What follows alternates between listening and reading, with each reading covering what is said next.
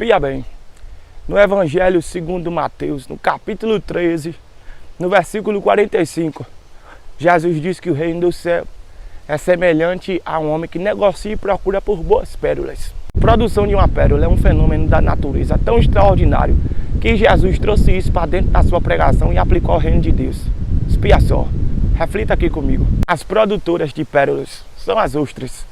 E a produção da pérola pela ostra nada mais é do que um mecanismo de defesa do animal. A ostra precisa ser ferida para poder dar início ao processo de formação de uma pérola. Tem que acontecer a penetração de algum corpo estranho no interior da ostra. Um grão de areia, ou um pedaço de pedra, ou um pedaço de coral, ou um parasita. Alguma coisa tem que ferir ela. Aí ali, dentro dela, a partir desse machucado, começa um espetáculo.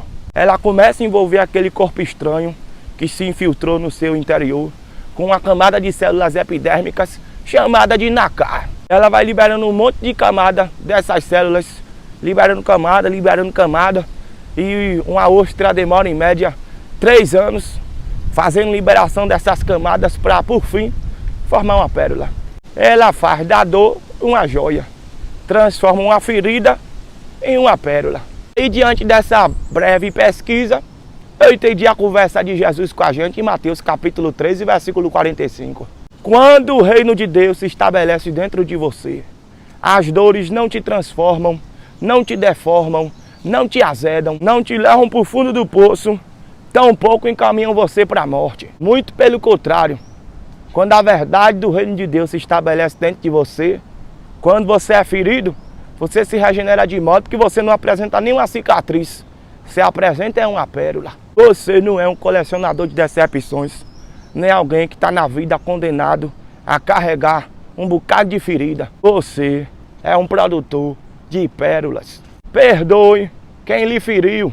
Evangelho segundo Mateus, no capítulo 6, Jesus nos ensinou a orar ao Pai Nosso. No versículo 12, ele ensinou a gente em oração a dizer: Pai, perdoe as nossas ofensas, assim como nós perdoamos aqueles que nos têm ofendido. Aí no versículo 14, Jesus diz: porque se vocês perdoarem aqueles que ofenderam vocês, o Pai também lhes perdoará. No versículo de número 15, ele disse: se porém vocês não perdoarem quem ofendeu vocês, o Pai também vai perdoar vocês não. Tem uma frase que é um bocado famosa que diz: perdoar é libertar o prisioneiro e descobrir que o prisioneiro era você. Existem fardos que estão sobre as suas costas, que só a liberação do perdão vão remover de sobre você. Existem pesos e maldições que só são quebrados com perdão. O perdão de Deus, segundo a Bíblia, só nos alcança quando a gente é capaz de perdoar aqueles que nos feriram.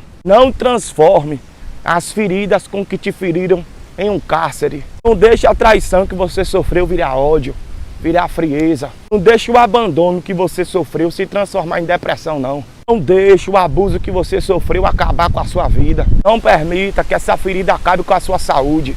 Porque tem gente que está desenvolvendo até gastrite nervosa por conta de sobrepeso emocional. Um bocado de gente com dor no estômago. Gente que não dorme direito, que não come direito, que está bloqueada para a vida pela forma como tem se posicionado diante dos machucados que lhe causaram. Receba Jesus na sua vida, na sua mente, no seu coração, porque é dele que emana poder, que emana vida, para que a gente seja regenerado de modo que as nossas dores se transformem em joias, em pérolas. O próprio Cristo foi a maior ostra ferida da história. Perseguiram ele, levaram ele para o tribunal sem ele ter cometido crime nenhum. Lhe condenaram injustamente. Ele foi açoitado, humilhado, exposto. Colocaram uma coroa de espinho na cabeça dele, em tom de deboche e de zombaria. Pegaram os pés e as mãos dele no madeiro. Diante dos malfeitores dele, ele transformou toda a dor em pérola quando orou por quem lhe maltratava e pediu a Deus que perdoasse aqueles que lhe feriam, porque eles nem sabiam o que era que estavam fazendo. Espia só que negócio extraordinário. Você lembra que eu lhe falei no início do vídeo que uma ostra demora em média 3 anos para poder terminar o processo de fabricação de uma pérola? Jesus só precisou de 3 dias para transformar toda a dor da crucificação na pérola mais linda da história, a pérola da salvação. Ele foi morto na sexta-feira, só que domingo ele ressuscitou.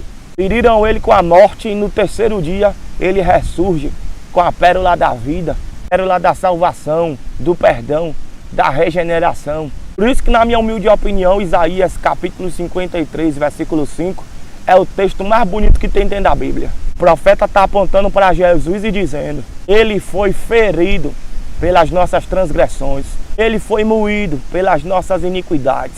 O castigo que nos traz a paz estava sobre ele. Pelas suas pisaduras nós fomos sarados. Jesus transformou a ferida em cura e do castigo que ele sofreu, ele fez a nossa paz. Os passos desse Jesus que eu quero seguir, que ele nos ajude a reagir às dores dessa maneira. As nossas feridas não nos deformem, mas que a gente, debaixo do poder desse Cristo, debaixo da verdade do reino de Deus, que a gente as transforme em joias, em pérolas. Muito obrigado pela atenção, Deus abençoe e ilumine. Até o próximo vídeo.